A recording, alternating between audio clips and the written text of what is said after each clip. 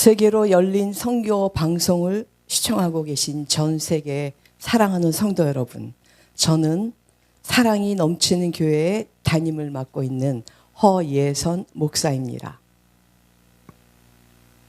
오늘은 화평의 언약이란 제목으로 에스겔서 37장에 있는 말씀으로 함께 교제해 보도록 하겠습니다. 다 같이 기도드리겠습니다. 거룩하신 하나님 감사드립니다.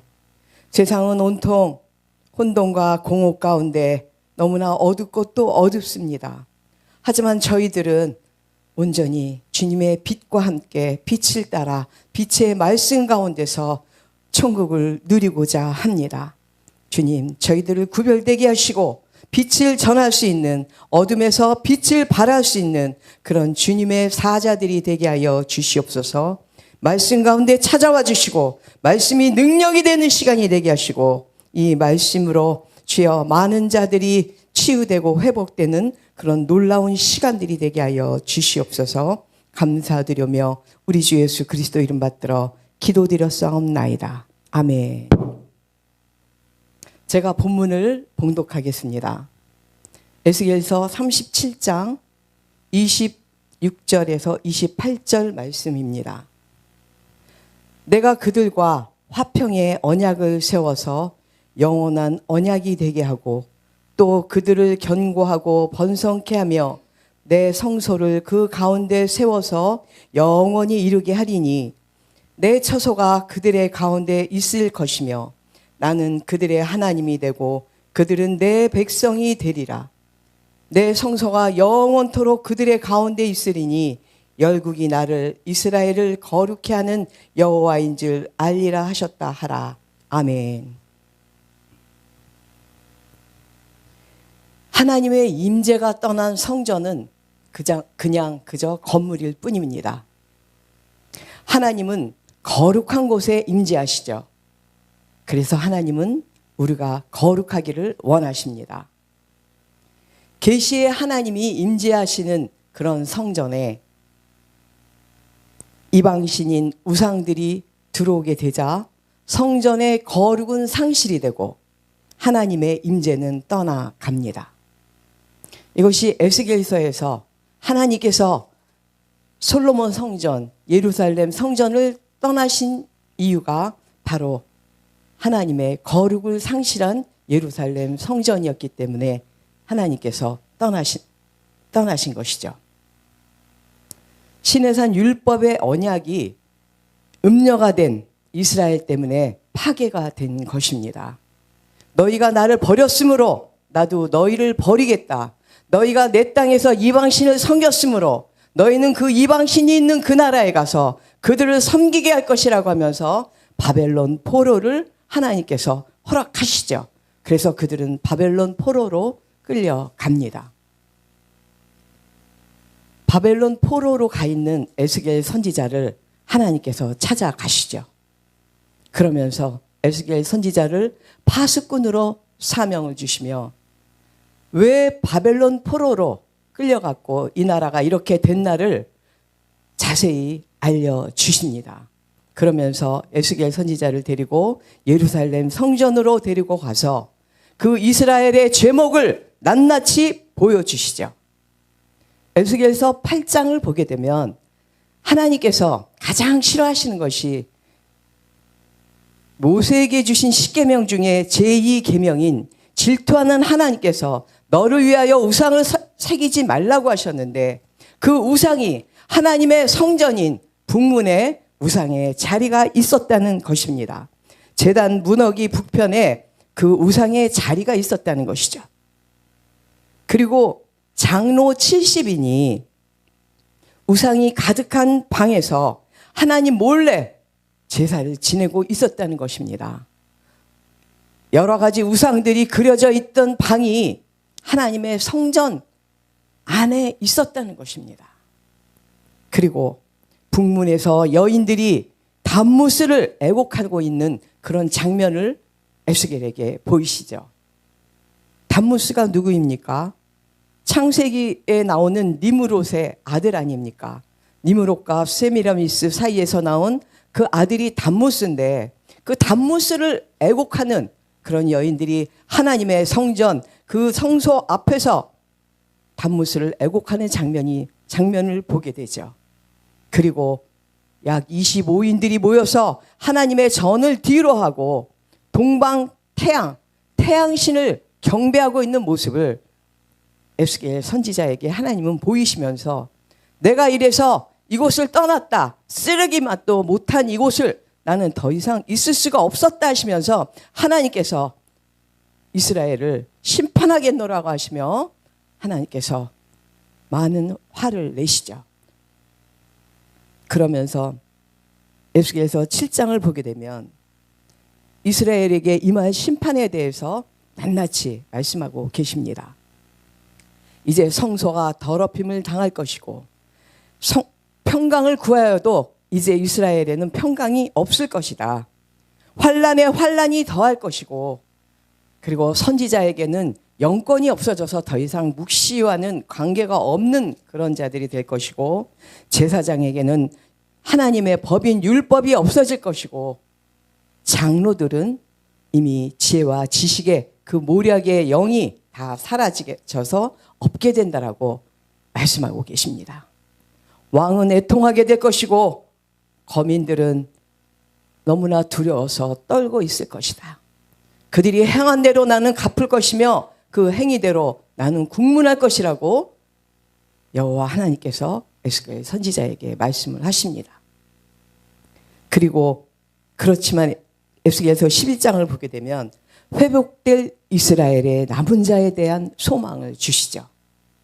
그들에게 마음을 굳건하게 하라. 나는 그들에게 새 영을 줄 것이다. 그들의 굳어진 마음을 없애버리고 내 규례를 지키게 하라.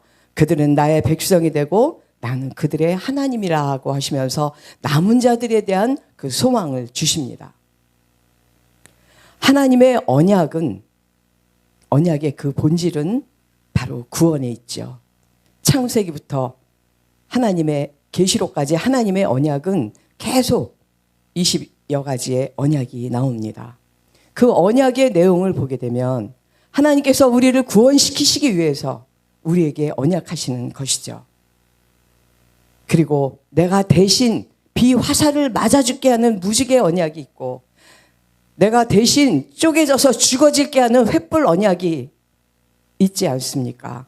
그러면서 시내산 언약을 주면서 너희가 이 율법을 지켜 행하기만 하면 내가 너희들에게 천대의 복을 줄 것이고 너희들이 이 법을 지키지 않으면 3, 4대까지 내가 저주할 것이라고 하면서 바로 시내산 율법의 언약을 하시죠. 그러나 이 왕정시대에 와서 이스라엘은 솔로몬이 지은 그 성전 안에서 하나님과 그 이방신을 함께 섬기며 하나님에게 그 언약을 파괴하는 짓을 했습니다. 그래서 결국은 바벨론 포로가 되죠.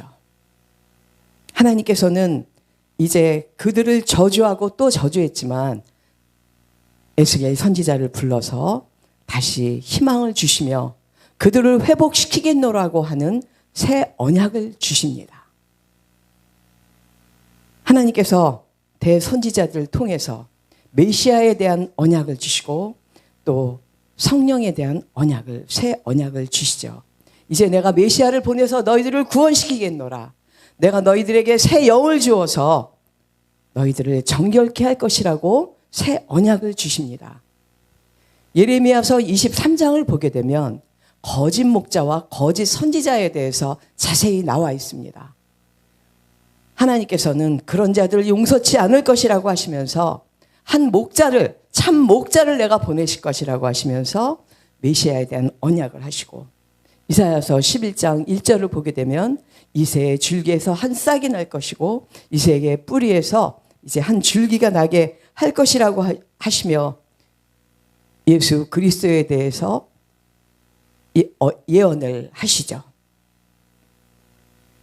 에스겔서 34장을 보게 되면 이제 악한 목자에 대해서 양의 무리는 먹이지 않고 자기만 먹는 악한 목자들 그리고 연약한 자, 병든 자, 상한 자, 쫓긴 자들을 강포로 다스리는 그런 악한 목자들에게 목자가 없어서 내 양들이 모든 들짐승의 밥이 되었다고 하면서 내가 이제는 한 목자를 그들 위에 세워서 그들을 먹게 할 것이라고 하나님께서 새 언약을 하십니다. 그리고 하나님께서 또 예레미야서와 에스겔 이사야서를 통해서 성령에 대한 예언을 또 하시죠.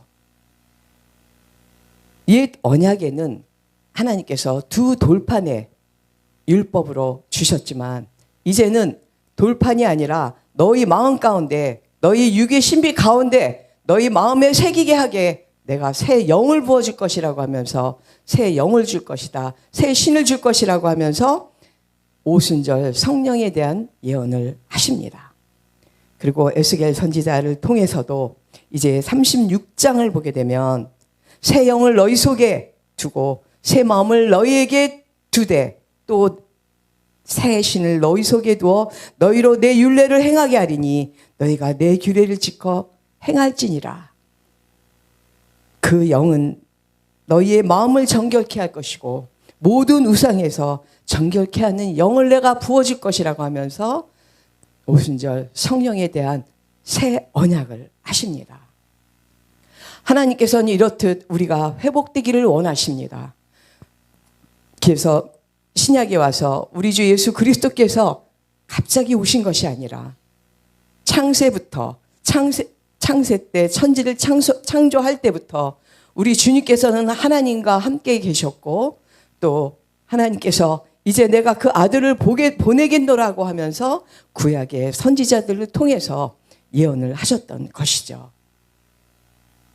오늘 오늘 에스겔 선지자에게 말씀하신 이 화평의 언약은 오직 에스겔 선지자를 통해서만 하나님께서 언약을 하십니다. 에스겔서 37장을 보게 되면 이제 마른 뼈 환상을 통해서 새 언약을 또 하시죠. 그 마른 뼈는 어떻습니까? 완전히 바싹 말라서 흙과 같이 먼지같이 되어버렸던 그 마른 뼈가 그 시대 바벨론 포로로 잡혀있는 이스라엘의 운명과 같고 이스라엘의 그 10년과 같은 그 마른 뼈들을 이제 내가 다시 재건하겠노라고 하는 그런 언약이기도 하고 또 한 가지, 두 가지의 의미가 있는데 하나는 영적인 구원에 대한 언약이 내포되어 있습니다. 이 마른 뼈에 대한 환상을 통한 이 언약은 바로 하나님께서 영적 이스라엘에 대한 그런 예언이기도 하십니다. 영적인 포로에서 이제 내가 구원시키겠노라.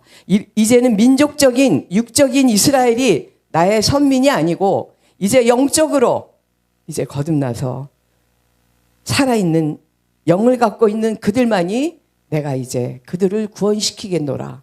그들을 이제 나는 나의 영원한 처소로 데리고 가겠노라 하면서 이 종말론적인 부활에 대한 메시지의 의미가 담겨 있다는 것이죠. 사랑하는 성도 여러분, 우리는 영적으로 거듭나지 않는다면 구원에 이를 수가 없습니다. 예수님을 믿으면 구원받는다고 해서 예수를 믿고 그 예수 믿기 전과 내가 변함이 없다면 그것은 그 사람은 예수를 믿는 것이 아니고 예수를 아는 것이죠. 예수님을 믿음으로써 예수님과 함께 나를 십자가에 못 박는 것이 무엇인지 나의 옛날에 그 육적 자아, 내 안에 있었던 시기, 질투, 교만, 그런 판단, 정죄하는 그 악한 그 모든 나의 그런 습성들이 이제 십자가에 모두 못을 박아서 내가 그 안에 있는 모든 육적 자아가 모두 다 없어지고 그 안에 이 하나님의 모든 말씀으로 하나씩 하나씩 채워져 나아갈 때 그것이 바로 내가 십자가에 못 박히는 것입니다. 말로는 내가 십자가에 못 박혔냐니 하면서도 아직도 내가 그 전에 습성이 남아있고 아직도 내가 시기 질투가 아직도 남아있다면 나는 아직 십자가에 못 박힌 것이 아닙니다. 내가 죽어야 부활이라는 것은 죽은 자만이 할 수 있는 것이 부활 아닙니까? 내가 죽어야 부활하는 것이지 내가 죽지도 않았는데 어떻게 말로만 부활한다는 것입니까? 그래서 내가 나에 있는 그런 육적 자아가 죽어서 내가 영의 사람이 되어야만 바로 영적 이스라엘이라고 말할 수 있다는 것이죠.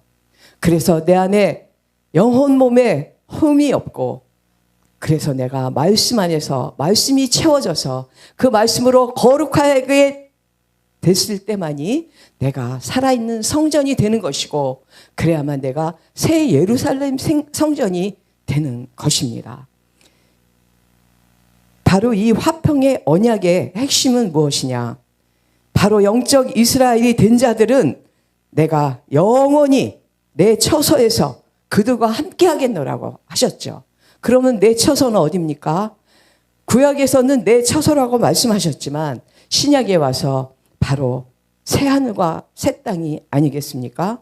우리의 궁극적인 목적은 우리가 바로 새 예루살렘 성전이 되어서 새하늘과 새 땅으로 가는 것이죠. 그렇다면 에스겔 선지자에게 약속하신 이 화평의 언약의 의미가 바로 내가 너희들을 영적 이스라엘이 된 너희들을 나의 처소로 데리고 가서 영원히 내 성소에서 내 처소가 너희들 가운데 있게 할 것이며 영원히 너희들과 함께 하겠노라고 하는 이 화평의 언약이야말로 바로 구속사의 마지막 종결이 아니겠습니까? 이것이 바로 요한계시록에 나온 새하늘과 새 땅과 새 예루살렘 성전과 같다라는 것이죠. 그래서 에스겔서는 바로 구약의 계시록이라고 할 수 있습니다. 하나님께서는 이렇게 화평의 언약을 에스겔 선지자에게 주시며 바로 38장, 39장에서는 영적 전쟁에서 승리하는 방법을 가르쳐 주시고 40장에서 바로 하늘 성전에 대해서 에스겔 성전을 지으라고 하시면서 천사가 측량한 하늘 성전을 하나님께서 보여주시죠. 그러면서 하늘 성전의 모형을 짓게 하십니다. 이렇듯 에스겔서는 다른 선지자들의 그 말씀과 같이 비슷하게 주신 말씀도 있지만 바로 영적으로 우리는 봤을 때 우리는 영적인 하늘 성전 그리고 영적인 살아있는 성전 네가 바로 새 예루살렘 성전이 되라고 하시는 그런 메시지가 기록되어 있다는 것입니다. 사랑하는 성도 여러분, 하나님은 우리에게 계속 언약을 하시면서 이 언약을 성취하고 계시죠. 우리 인간의 행위로는 인간의 의로는 하나님의 이 언약을 성취해 갈 수조차 없습니다. 그래서 하나님께서는 하나님의 의로 우리에게 언약하시고 하나님의 뜻으로 그리고 성취하시고 그 언약을 하나님의 열심으로 지켜가시면서 우리를 이끌고 가고 계시는 것입니다. 그러면서 하나님은 이 남은 자의 구원을 위해서 하나님께서 우리를 구원시키시려고 하나님의 언약을 지키고 계시다는 것이죠. 그렇다면 남은 자는 누구입니까? 언약을 성취하시는 하나님을 신뢰하며 그 하나님의 언약을 끝까지 믿고 따르는 자들이 남은 자가 아니겠습니까? 그렇다면 우리는 해야 될 일이 무엇입니까? 바로 우리는 나를 십자가에 못 박는 것. 그러니까 나의 그 육적 자아, 옛날에 내가 갖고 있었던 그런 나를 죽이는 것. 그래서 내가 죽고 다시 나는 영의 사람으로 부활되는 일은 내가 해야 된다는 것이죠. 내가 그냥 예수님이 나를 위해서 십자가에서 죽으셨어. 나는 그거 믿어. 그래서 나는 구원받을 거야. 하는 그렇다면 그것은 바로 구원파와 다름이 없다라는 것입니다. 이제는 우리가 성숙한 믿음의 크리스찬이 돼야 되지 않겠습니까? 이제는 내가 내 자신을 죽이는 것이 무엇이고 그리고 내 자신을 죽여서 바로 말씀으로 채워야 된다는 것을 깨닫고 이제 우리는 화평의 언약 안에서 하나님과 동행하시는 저와 여러분이 되시길 주님의 이름으로 축원드립니다. 감사합니다.